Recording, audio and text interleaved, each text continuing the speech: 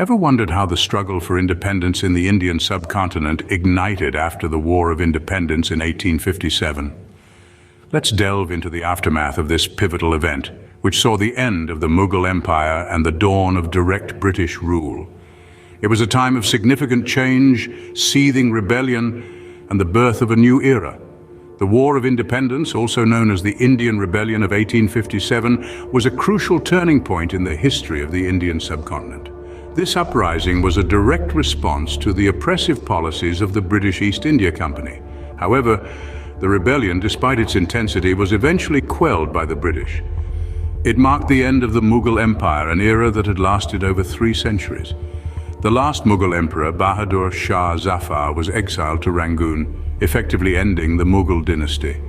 This was a significant moment, as it symbolized the end of indigenous rule and the beginning of an era of foreign occupation. In its place, Queen Victoria established direct British rule, a period known as the British Raj.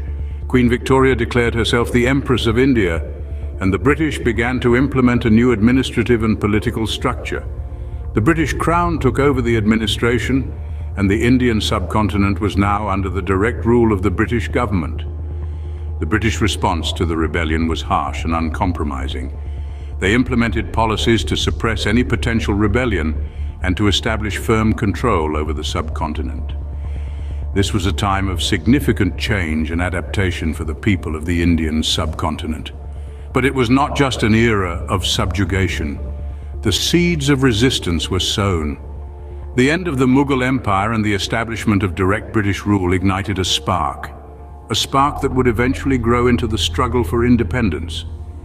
Key figures began to emerge, individuals who would lead the fight for freedom in the years to come.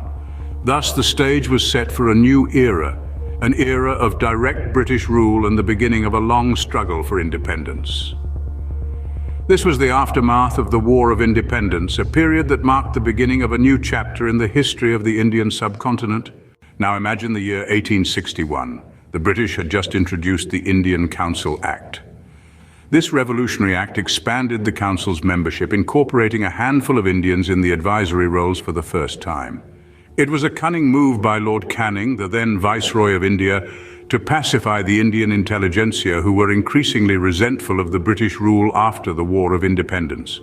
However, this act was merely a smokescreen, as the real power remained firmly in the hands of the British. The Indians were allowed to voice their opinions but had no real authority to enact change.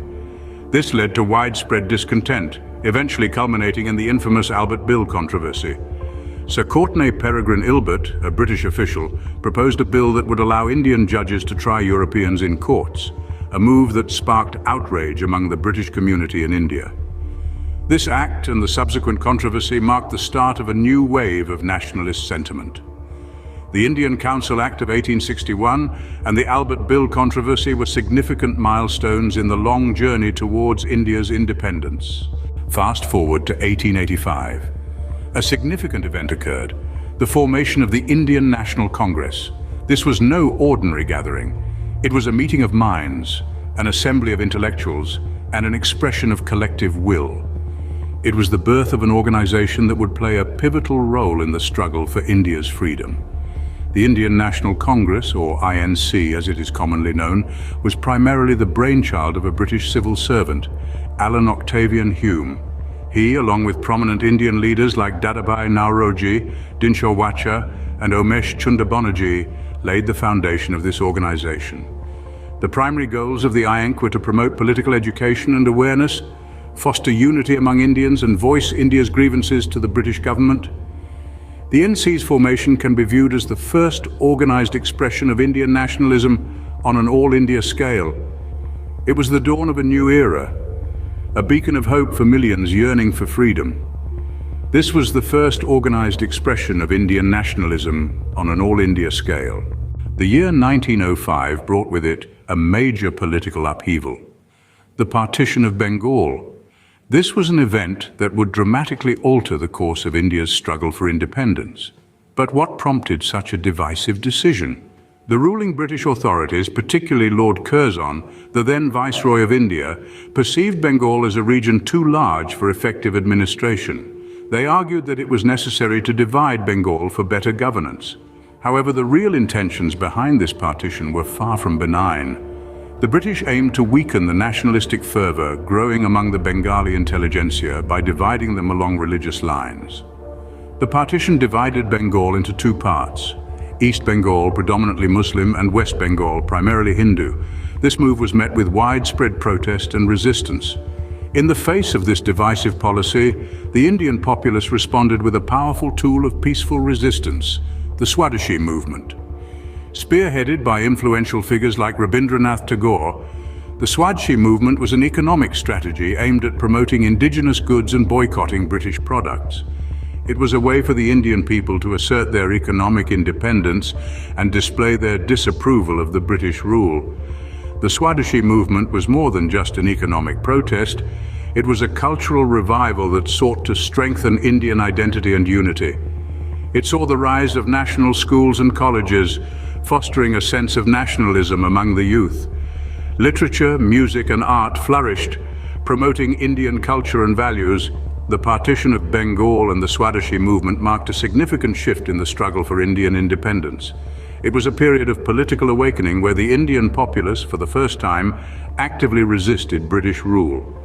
This episode showcased the strength of unity, the power of peaceful resistance, and the spirit of nationalism among the Indian people.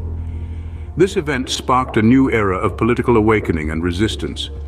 The seeds of dissent sown during this time would grow into a powerful force that would eventually lead to India's independence. In 1909, another significant event took place: the Minto-Morley reforms. These reforms were a pivotal moment in India's struggle for independence, introduced by the then Viceroy of India, Lord Minto, and the Secretary of State for India, John Morley. The purpose of these reforms was to appease the growing nationalistic sentiment in India by providing more representation to Indians in the legislative councils. The Minto-Morley reforms were a double-edged sword. On the one hand, they allowed for increased participation of Indians in governance. However, on the other hand, they also introduced the concept of separate electorates for Muslims, which was a significant departure from the previous unified political representation. This concept of separate electorates was a significant development. It essentially meant that Muslims could elect their representatives independently of the Hindu majority. This was a major shift in the political landscape of India and was seen by many as a move to divide the Indian nationalist movement along religious lines. In the shadow of these reforms, the All India Muslim League was born. Its formation was largely due to the efforts of notable leaders like Aga Khan III. The League was established with the aim of promoting the political rights and interests of the Muslims of India. It played a crucial role in the subsequent political developments leading to the partition of India and the creation of Pakistan. The Minto-Morley reforms and the formation of the All India Muslim League were significant milestones in India's struggle for independence. They not only changed the course of Indian politics, but also laid the groundwork for the emergence of a distinct Muslim political identity. These events marked the beginning of a separate political identity for the Muslims of the subcontinent. Now let's turn our attention to one of the key figures in this struggle, Muhammad Ali Jinnah. A lawyer by profession, Jinnah would become a central figure in the fight for India's independence, particularly in advocating for the rights of the Muslim minority. Jinnah initially joined the Indian National Congress, the leading organization advocating for Indian independence. However, he became disillusioned with the Congress's approach, which he felt inadequately addressed Muslim concerns. This led him to join the All India Muslim League, where he would eventually rise to the top. In 1916, the Muslim League and the Indian National Congress signed what is known as the Lucknow Pact. This pact was a significant milestone in India's path to independence. It represented a rare moment of unity between the two major political factions, with both agreeing on a framework for a future independent India.